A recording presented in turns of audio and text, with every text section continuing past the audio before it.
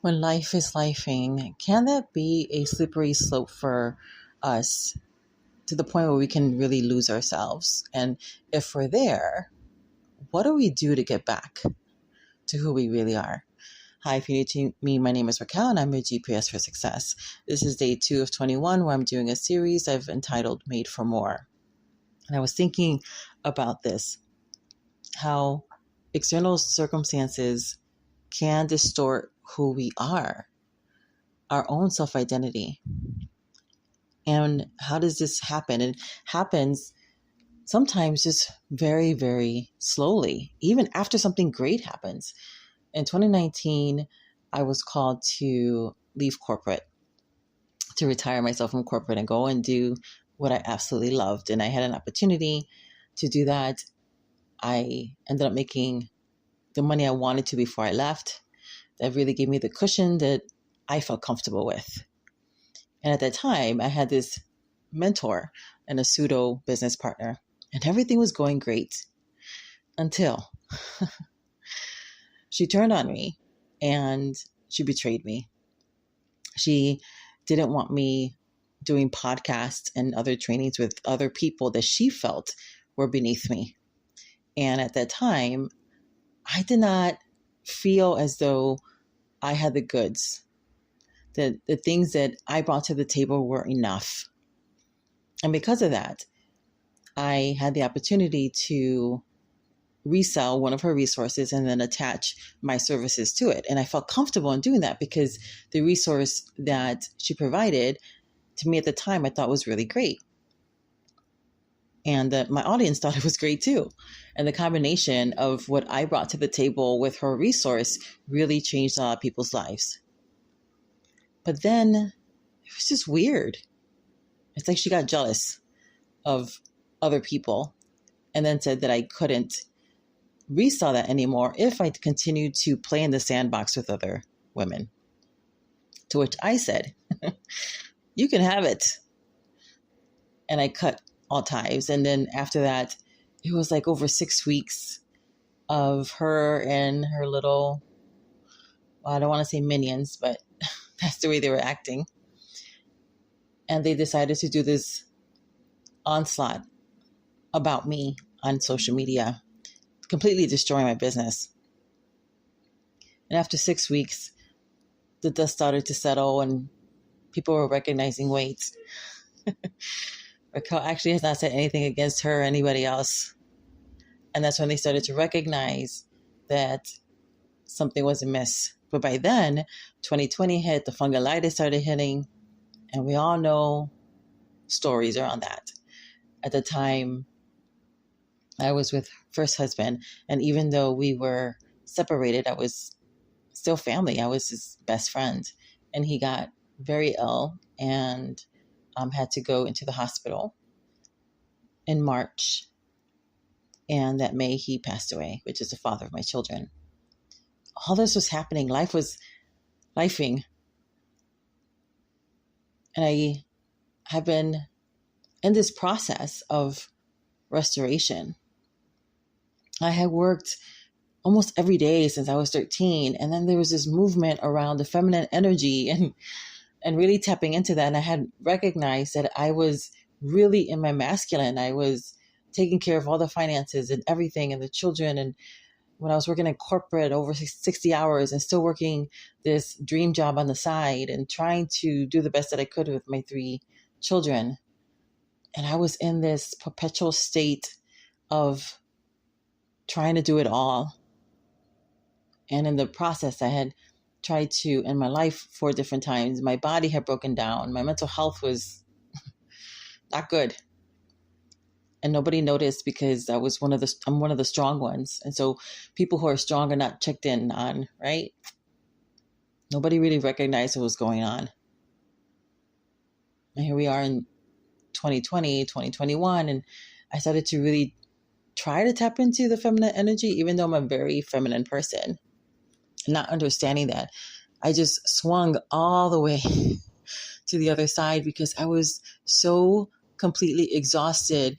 And because I didn't know who I was grasping for straws, trying to figure out where's the balance. And I knew I was not balanced. And on the path, I've met a lot of amazing women, and women who actually functioned beautifully in their full-on feminine energy. And I found that my own goals and visions, they were still coming to pass because I am a master manifester.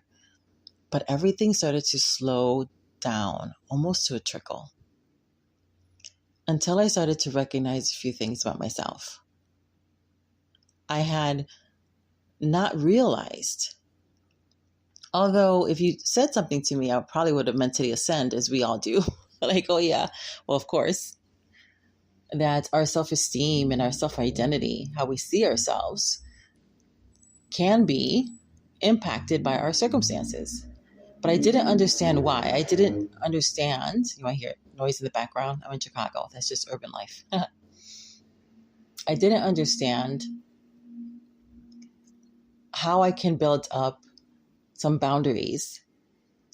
And it was just these cliches. Well, you need to have, your self-esteem, and you need to be empowered, and you need to create boundaries. But yeah, that sounds really good. But how do you build them? So they're healthy boundaries, not out of resentment and bitterness, but out of a place of love for real love for yourself, and really love for other people, right? Because boundaries are good. They're healthy. How do you set those things up? How do you take your power back? And in this process of everything happening, this is what I've come to understand. I think it's really going to be helping you if you're in the situation, or you were finding yourself in the situation in the future. Because I think we all have.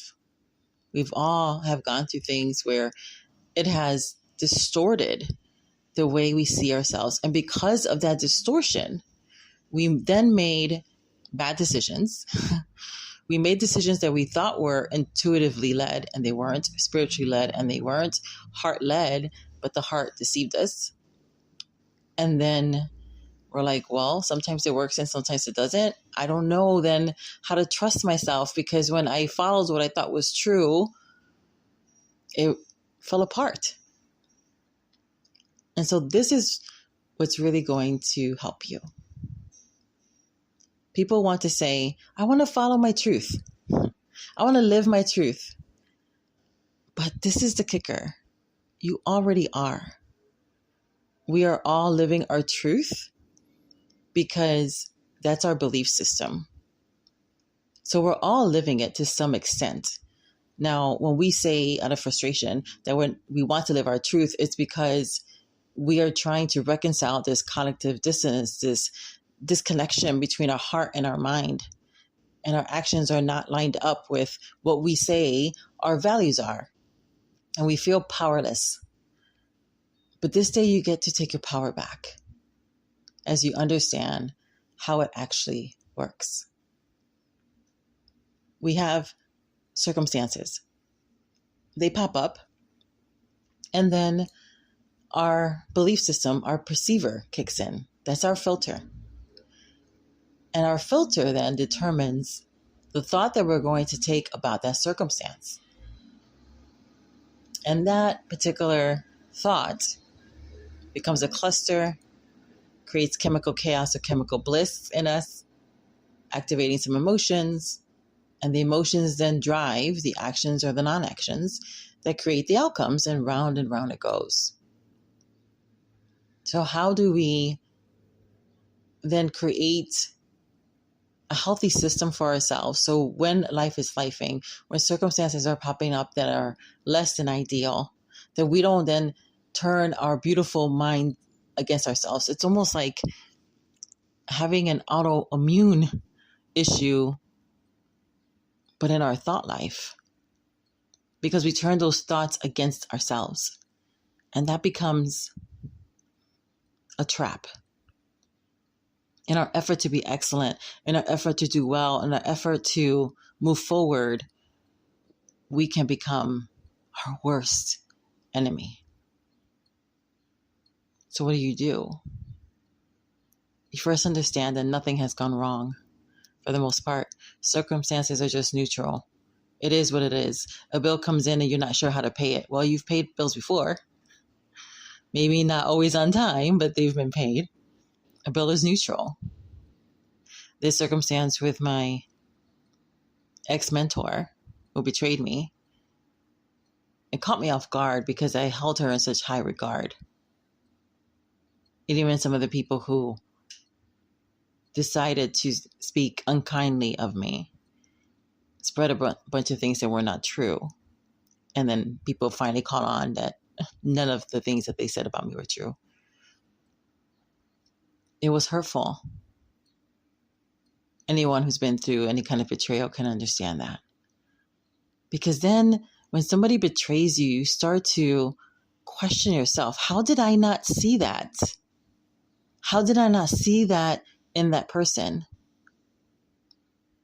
And you turn your beautiful thinker, which is your gift, against yourself because of the circumstance. The circumstance didn't feel neutral because I was betrayed. It didn't feel as though it is what it is kind of thing. I definitely took thoughts about it, which created the emotions. Because I felt foolish. How did I not see that in her? That in them? What does that say about me then? And we ask all these questions that are not helpful at all. I had fallen into that mentorship because of how I saw myself, where I believed at that time that what I had to offer was not enough, that it had to be more. And that was stemming from my earlier days as a teenager, as a young adult, that it was great, but I can always do more. I can always do better. I needed more education. I fell into that trap, as many coaches do, of getting a lot of certifications. I've served hundreds and hundreds of people around the world. Not one person has ever asked my certifications. Not one. Because what they're looking for is results. And results is something that I give. But I didn't understand that I didn't need that. And there's nothing wrong with you having a mentor and having, reselling things and affiliates and things like that. But when you're doing it from a place of a lower self-esteem, because you know that you have the goods on one hand, and on the other hand, you don't feel that it's good enough. Well, now you're creating a dissonance, right? There's a disconnect there. And because of the disconnect, that was my broken filter. So when a circumstance came up, which was the offer of going into this pseudo business together, I thought yes. And then I felt good about it until it went south. So how do you take your power back? Understanding that the circumstance, for the most part, is just neutral. That nothing has gone wrong. That the thought that you're having about that circumstance is actually normal. You're normal. You're not broken. There's nothing wrong with you. That's just the way your beautiful mind works. It's going to serve you up a thought, like of picking the nearest fruit off a tree and offering it to you. And then it's up to you if you want to take it or not. You have a filter, your belief system. That's going to shape and influence the thought. And then you get to decide, do you want to keep eating from that fruit or not? Because it's not your actions that are creating the outcomes. It's actually your thoughts about the circumstance, the thought that you choose to take. So when a circumstance comes up, you can decide it is what it is. And this is the thought I will have now toward it. Because the thought that you take is going to create the feeling. And that's going to move you or cause procrastination or cause you to run. Like if you have an avoidant attachment style, you're going to, in that instance, or you'll get anxiety, you're going to doubt, you can start saying things against yourself because you're asking the wrong questions. You're thinking thoughts that are not serving you. The thoughts that were not serving me were where I needed more certifications in order to be taken seriously. And I thought that I needed that because of my personality. If you meet me in person, I have like two sides of me. When I'm working, I'm a task animal. I'm very focused, critical thinking, dominant. But when I'm in my neutral state, I'm a double people person in disc. If I'm just in a neutral energy, I'm very zen-like. But when I'm in a higher energy, when I'm around people, it's like the life of the party person. So because I was always around people, of course, in corporate, right? Maybe I looked brighter than other people, colorful, specifically. I looked different. I acted different. I laughed louder. I tried to love my life. And the interpretation back to me was I wasn't being taken seriously because of the way I looked. They loved my personality, but I didn't always look so quote unquote corporate. And if I were resigned to what they wished for, then I would be taken seriously. But the downside of that is that I would look the way they wanted me to look, but it wasn't me. And every time I would just fall back into like, no, this is the way I want to look. This is what I want to wear. I would then outperform everybody because I was in flow with who I really was. But every time I would take somebody else's suggestion and took it as my own. I would take their thoughts about it because I felt like they knew more than me. They should know. It just didn't fit. It's like the Cinderella thing, right? The shoe just didn't fit. And when I would slip on who I really was, it was like magic. It was blessing. It was flow. It was prosperity. It was health. It was restoration. Circumstances, for the most part, are neutral. It is a thought that you're taking about it that triggers everything. That is the domino effect. And you can change things. How?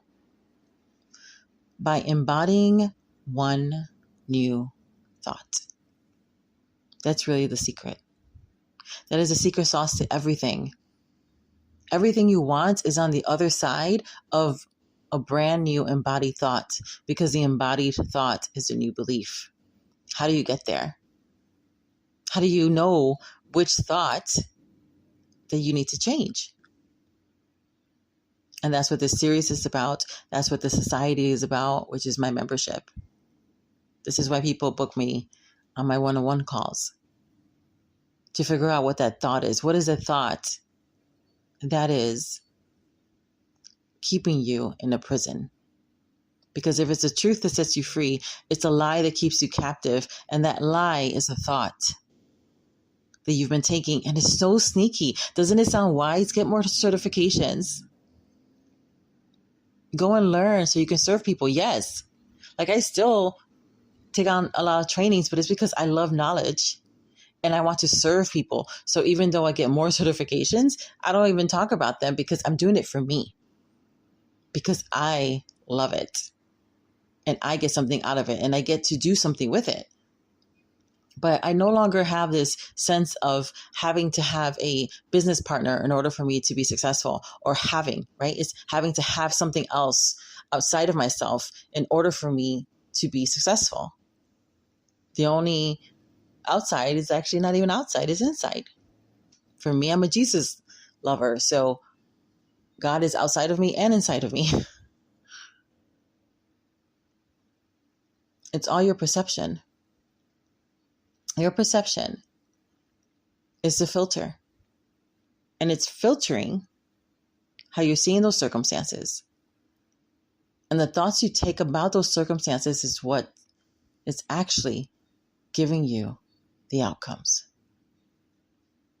You are one embodied thought away from what you want. And there are different modalities to do that, to change that, to find that.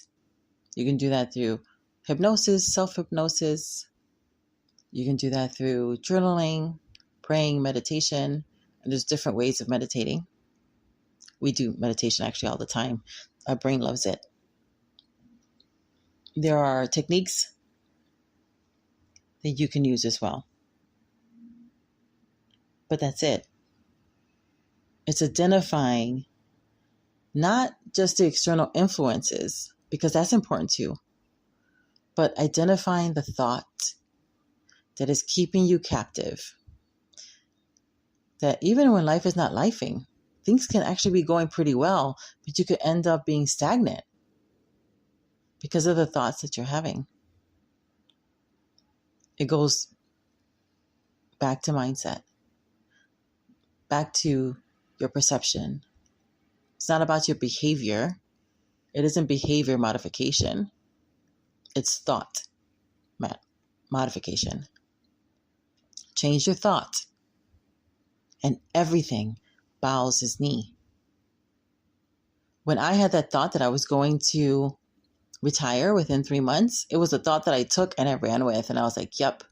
I was praying and meditating, and that was a thought that came to me. And I said yes to it. I said, well, if I'm going to do this, I need this amount of money. And more than that amount of money came in within 6 weeks. It was over $20,000 that I had in 6 weeks. Why? Because I believed that thought, and that instantly became my belief system. Sometimes things are not as instant, but we've all been there where it took us a while before we were able to really receive a thought, a new way of thinking, because something else was there and it was embedded. We inherited it, or we came from that background. And so it took a while for that to be turned around. And there were other times where there were so many little moments that by the time that new thought came, we were like, yeah, I'm ready for this. And if you're not sure how to turn that around, then I invite you to check out the society, where we do that kind of work all the time. You get to hang out with me and the others twice a month on a live group coaching call that's recorded. So if you can't make it, you can go ahead and watch the replay. You can go ahead and submit your questions ahead of time so that I can address them. You also have 24/7 coaching. So when circumstances happen and you're not sure how to neutralize them so that they don't take hold and suck you into this black hole where you end up losing who you are and trying to put yourself in shoes that don't fit, then you have somebody in your corner. You have somebody that you have access to 24/7 through asynchronous coaching and a bunch of other resources to help renew your mind and reprogram it so that you can embody the new thoughts. The thing that actually, maybe there are thoughts that used to help you. They used to serve you, but they're not serving you anymore. And there's a lot of opportunity for you to get coaching around that. And it starts at only $97. So if that's of interest to you, then go ahead and check the link below that actually has a very special offer for a limited amount of time. But that's your answer. Embody a new thought. Your circumstance, for the most part, they are neutral. They just are what they are. We give them meaning through the thoughts that we're taking. And because of the meaning that we're giving it through our perception, that's actually what's giving it power. But we can give ourselves that power back. We can take our power back by choosing to slow down for a minute or two and decide, is this thought serving me anymore or not? And if the answer is not, then what is the thought I should be taking about this? And don't take any thoughts that make you feel less than, because you are beautifully and wonderfully made. You were made for such a time as this. You were made for more. I'll see you next time.